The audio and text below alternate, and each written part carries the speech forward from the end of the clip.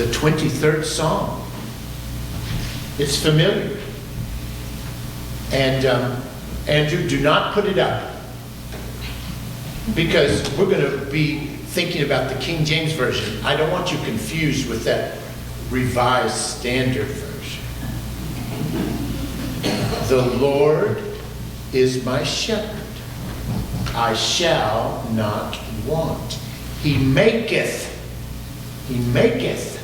me to lie down in green pastures. He leadeth me beside the still waters. He leadeth me in the paths of righteousness for his name's sake. Yea, though I walk through the valley of the shadow of death, I will fear no evil, for thou art with me. Thy rod and thy staff, they comfort me. Thou preparest a table before me in the presence of mine enemies.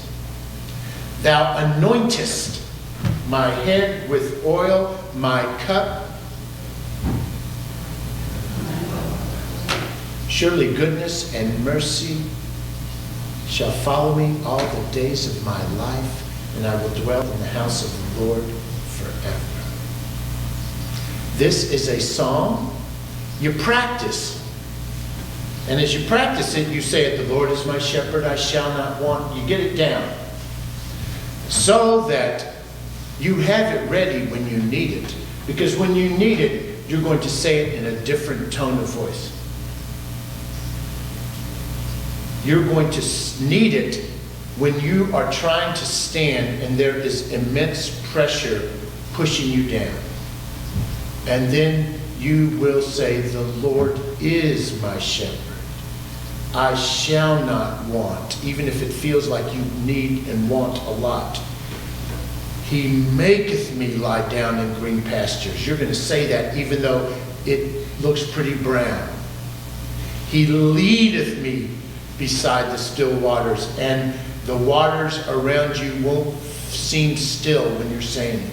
He leadeth me in the paths of righteousness for his name's sake. Yea. See, this is the line you really need so desperately. And when you say it, you won't feel totally confident. You'll be faking it till you make it. Yea, though I walk through the valley of the shadow of death, fingers crossed, I will fear no evil, for thou art with me. So I want us to think about the 23rd Psalm. We've said it so many times. It's the kind of psalm that you can probably say without thinking about it. You have certain rhythms and patterns for saying it. The Lord is my shepherd, I shall not want. He maketh me to lie down in green pastures. He leadeth me beside the still waters. He leadeth me in the paths of righteousness for his name's sake. You're not even thinking about the words necessarily. But let's slow down and think about what it says. This 23rd Psalm has two sections. The first section is about the Lord being your shepherd. In the second section, which is brief, the Lord is your host at a banquet. In the first section, the Lord's your shepherd. In the second, the Lord is your host at a banquet. The Lord is my shepherd, I shall not want. He maketh me to lie down in green pastures. He leadeth me beside the still waters. He leadeth me in the paths of righteousness for his name's sake. Yea, though I walk through the valley of the shadow of death, I will fear no evil, for thou art with me. Thy rod and thy staff, they comfort me. That's God as a shepherd. The Lord is my shepherd. And the first thing is, that seems so simple, but it's hard to remember because most of the time, many of us live as if we are our own shepherds. No, the Lord is my shepherd. It says in the Bible that this was a psalm of David. David the king. David, who supposedly had power to do whatever he wanted, and this is his honest confession, no, I've got a shepherd. The Lord is my shepherd. I shall not want. He takes me to green pastures. He leads me beside still waters where it's easy for those sheep to drink. Not rapids, not waterfalls, but gentle, lazy pools where it's easy to get water. He restores my soul. Oh, I keep skipping that. Sorry. Wow. He restores my soul. He leadeth me in the paths of righteousness. The paths of righteousness, that's an interesting word. Path seems like a simple word. In Hebrew, it means ox, cart, rut. He leads me in those well-worn depressions made by countless wagons rolling over them. There are paths which are deep, and if you can get in one of them, you can't help but stay on the path. And it's so interesting. He leads me in the paths of righteousness means the Lord leads me in good ruts. Now, most of us don't like to be in a rut. We complain about being in a rut. You know the old Baptist joke. There's two things Baptists can't stand. The first is change. Baptists can't stand change. And the second is the same old thing.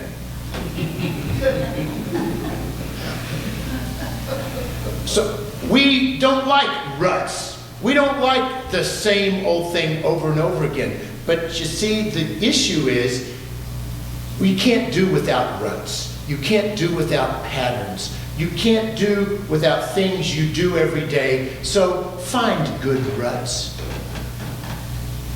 Find good, healthy patterns so that when you are under stress, when you don't have time to think, you're doing the right thing without realizing it. Build a life with good ruts. Because when the trial comes, you won't be in a position to reflect and think through. You're going to go based on your pattern. Find healthy patterns to live by.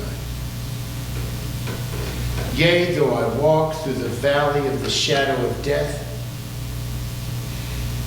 The Hebrew there, that valley of the shadow of death is the deepest, darkest valley you could imagine. It doesn't actually say valley of death. It says valley of deep, deep darkness.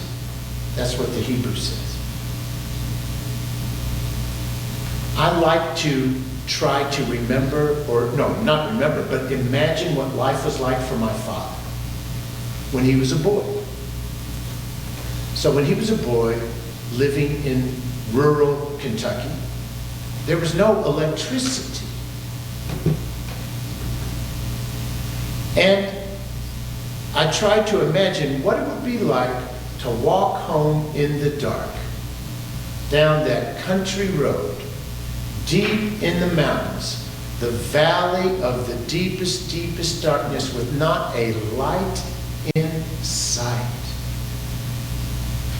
And now I understand why they didn't need a bunch of ghost movies back then. Every night he lived a ghost movie. Hearing all those sounds and wondering what was that. Can you imagine walking? Well, maybe some of you have.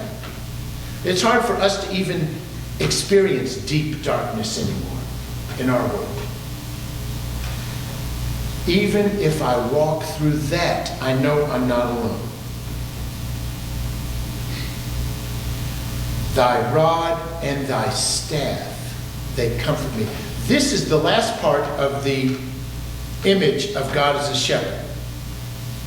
God's a good shepherd, and of course we know who the good shepherd is. John The Gospel of John 11:11. Jesus says, I am the good shepherd. The good shepherd who lays down his life for the sheep. The good shepherd who would leave the 99 to go search for the one.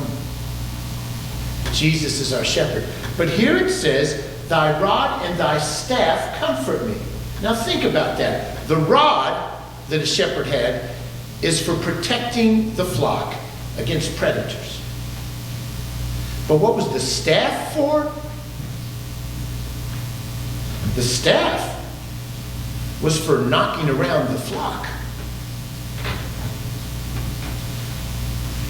The psalmist says, even the struggles I receive, I experience, even the knocks and blows I receive are from the shepherd, and they comfort me. Now this is an act of great faith. Could you look at your life in a way so that you are interpreting the struggles as gifts from God? So that you are imagining that the problems are opportunities, God trying to get your attention, to teach you. That you could say, even the struggles are a comfort. That's a special kind of faith. To see your whole life as an opportunity to get closer to God. And everything is inside that experience. So the first part of the psalm, you are outside. You are in the flock, and you are trusting that God is a good shepherd and will lead you home. Now we have the second part of Psalm 23, where you get inside. And now you're not a sheep anymore. You're a person. And there the Lord prepares you a table in the presence of your enemies. Even with your enemies there, you're safe. He anoints your head with oil, your cup runneth over. Surely goodness and mercy will follow you all the days of your life. I want you to see now the whole psalm. It's the journey of your entire life. You begin far from home. You begin in exile. You begin in just the day-to-day stress. You are the sheep outside foraging. But during that period, you learn to trust your shepherd. And then finally, you get home to dwell in the house of the Lord forever. It's the story about your entire life. It's also the story of individual chapters and seasons in your life. Do you have times, maybe you've got one right now, where you are not feeling like your cup runneth over? You're walking through the valley of the shadow of death. You're walking through deep darkness. This psalm could be about the journey through a chapter of your life. In a way, this psalm is the journey of every day, because every day has its struggle, its pain, and we just pray that at the end we will get to the sanctuary of rest, the sanctuary of a good night's sleep. And God forbid, but sometimes the 23rd Psalm is the story of a single hour when you panic and you feel like you are walking through the valley of a shadow. A single hour. Do you know what that feels like? If you could just get through this, and then you do.